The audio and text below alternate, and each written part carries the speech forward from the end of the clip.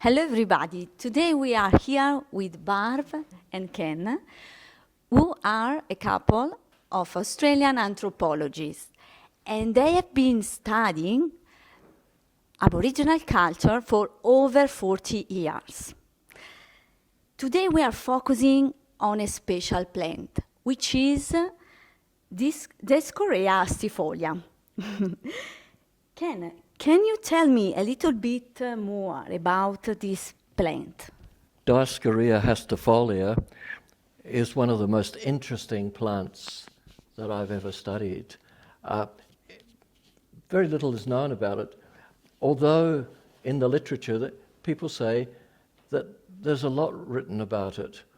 But we've found very little that really explains Dioscorea in itself. One of the things about this plant is that it is a yam, a proper yam, Dioscorea, and it's one of the yams that don't grow in the tropics. It grows in the extratropical areas. It grows in temperate conditions like Mediterranean conditions, like here in central Western Australia.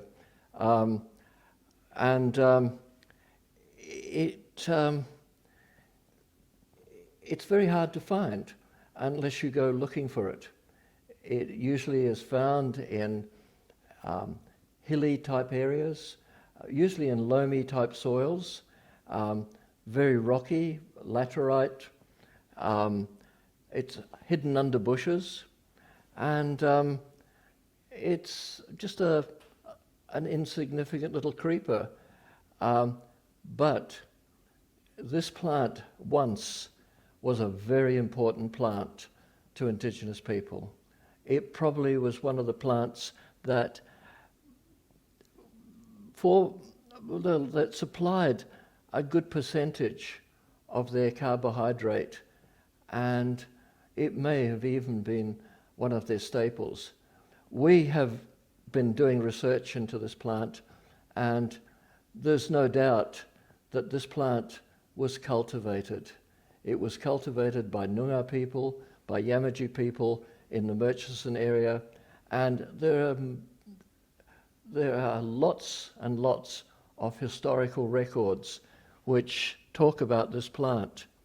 We don't hear much about it now, but in historical times it was a plant that was of great interest, especially to the colonial explorers. Barb, which is the original name of this plant used by Aboriginal people? Well, the common Noongar name is Warren, or Wurrin, or Warreni. There's lots of different pronunciations. So it's usually Warren, yeah. It's a very unusual plant in the sense that Dioscorea hastifolia, as Ken said, it's only found between Pinjarra and northwards up to Shark Bay. So it's not found down south in the deep southwest Australia. So that's a bit of an interesting anomaly. We're not sure why it only grows there. It grows in the Darling Scarp and in the hills and on the stony basalt and granite rocks, particularly in the crevices where it's seeking out moisture, so you often find it deep down, buried several feet below the ground. It's a very fascinating plant. There's a little bit of confusion about its name, isn't it? Well, it is, yes. When you talk about yam, people don't quite know what you're referring to. Sometimes they think it's the sweet potato, and there's a lot of tropical sweet potatoes and tropical yams, but this is not tropical. Yams grow down south, but they're not Dioscorea. You get, for example, the round yam, which is Platysace serosa, and I think other Platysace species are often called yams or native potatoes. So the word yam can mean just about anything, but we are talking about the Dioscorea yam because that's the true botanical yam, and it's a fascinating mystery as to how it was cultivated by Noongar and Yamatji people. As Ken said, it's the most well-documented yam from ethno-historical records, but no one really says how it was managed and cultivated. Nowadays, we are talking about sustainable agriculture. And we just knew from you that Aboriginal people were used to manage and cultivate their land. They weren't only hunters or gatherers. How did Aboriginal people utilize, for example, this plant? Yes, I think that's one of the best questions, that I can answer, is that Aboriginal people, especially Noongars and Yamaji people from the southwest and from the Murchison, they managed their land very sustainably, and the land was managed in such a way that it utilized everything they had, and it was a way of preserving the most valuable resource, even to this day, that we're all now, especially in times of drought, trying to manage, and that is water. The way that Aboriginal people cultivated, and I mean cultivated, and I think they should be called cultivators, not just hunters and gatherers, Sure. but horticulturalists or cultivators, is that they created a series of pits in their yam grounds. Now, these pits were a very ingenious way of collecting water, because we know that on flat ground, water runs off the top, and especially in dry, arid conditions or semi-arid conditions like the yam grows in Australia, water doesn't penetrate into the substructure of the soil. Yeah. But by making a series of pits and growing the yams in these pits, and this we can find historical documentation of acres of land that were just pitted. Wow. With these pits, the water soaks in, so it doesn't run off the top of the land, especially on sloping land. What happens is the water penetrates the soil and it actually goes into where it's needed, and that's where the yam is growing. So during the yam growth season, which is probably between, I'd say, April to October, that's a time when you get rain, but in these sort of semi-arid conditions, the rain is not always regular, and it's intermittent. Yeah. So you have to utilize all the water that you can possibly get, and that water soaks into these pits, and it becomes sustainable. Sure. Plus, I think there's another thing too, is that the yam was not staked, or it wasn't trellised like it is in tropical countries. The yam grew wild over the top of the surface, and it created a type of mulch which prevented evaporation from water escaping from these pits. So it was a very, very effective way of watering these plants, and it wasn't, it was a self-watering system. It was an autonomous system. I find it the most ingenious of systems. I still can't get over it. I'm very curious, Ken. Were Aboriginal people settled for managing the land in this way? Now, that is probably one of the best questions that has been asked of me, because it's something that I've thought about for a long time, and studying the patterns of movement of Indigenous people, and these were patterns of movements with this system that we're talking about, the system of yam pits. You didn't need to stay in a settled position. You could move around your territory, you could hunt, you could collect other foods, you could do all sorts of other activities. And then, when the time of yam to be harvested, you would return. And so it would probably be part of a pattern of movements. I don't think it was settled agriculture, like a lot of people say. And I think that settled agriculture idea is purely a very, very Western-centric idea. I think indigenous people had agriculture, but it was different. And Sure. We should learn much more about this dynamic agriculture. well, I hope that this video will help in, promoting that idea. I'm really fascinated about this way of management. Barb, can you tell me a bit more about this effective way? Sure. I think one point Ken might not have mentioned is that it prevented or helped to prevent erosion.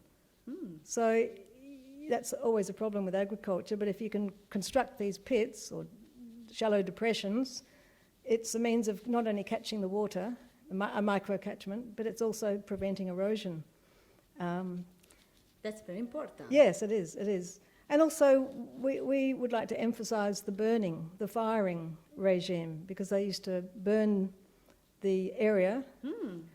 As everybody knows about Aboriginal people, they used to burn the land, and we believe that with the yam pits, the burning probably took place in late summer, early autumn, just before they harvested the yams, and the fertiliser and all the potash and sodium, carbon, everything that yams love was sort of readily supplied by natural fertiliser from the fires. Wow. So all the ash and minerals and everything, we believe, just like their taifa, when they used to cultivate the bulrushes, it was the same methodology. They used to harvest the taifa at the same time as they harvested the yam at the commencement of the rains. So it's just a self, as Ken said, it's an autonomous system, self-mulching, as he mentioned, self-fertilising, once you've burnt the area, and preserving water. Sure. Thank you very much, Barb and Ken, for sharing these amazing contents. Now we're gonna go to see the real Dioscorea hastifolia in the field. Let's go? Should we go? Yeah. Okay.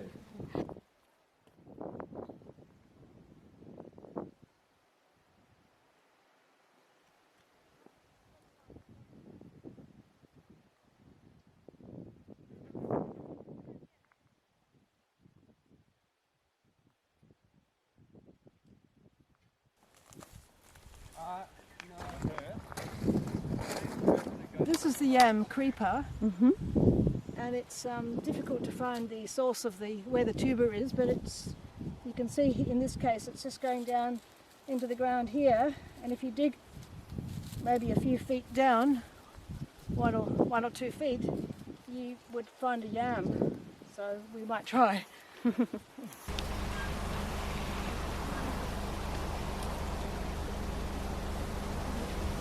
We are here today in a kind of plateau on top of a hill, and we found a Dioscorea hastifolia, isn't it? And it's interesting because we found also a depression where it grows, this plant. So, Ken, can you tell us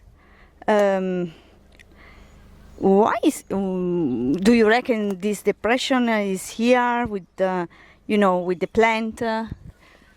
Well, from my research, the probably in traditional times they were grown in these pits or depressions or sources in the ground, ways that water would collect in them, and yams are very thirsty plants. They like a lot of water, and this may well have been where a yam was dug out.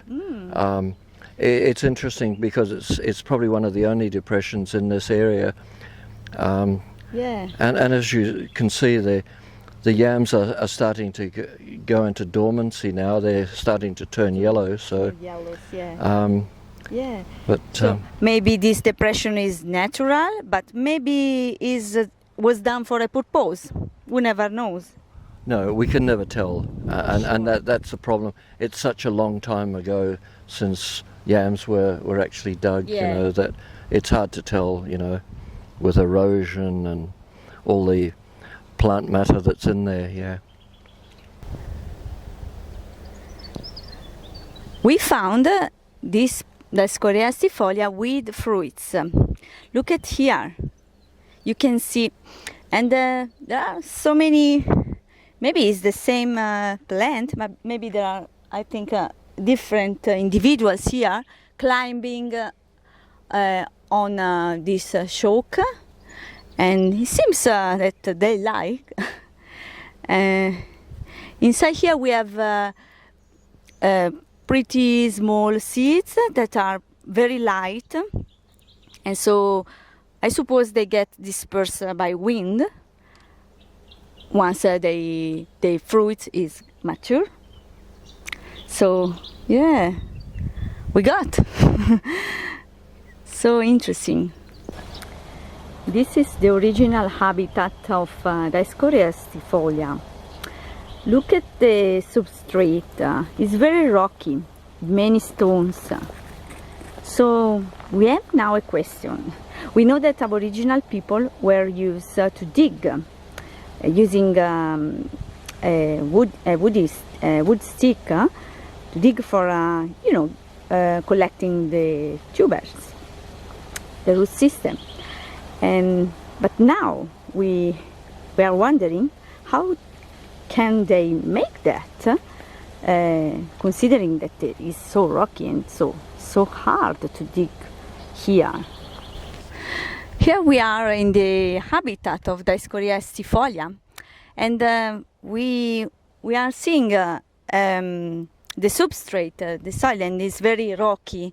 So it seems to be hard to dig in this kind of soil. What do you reckon?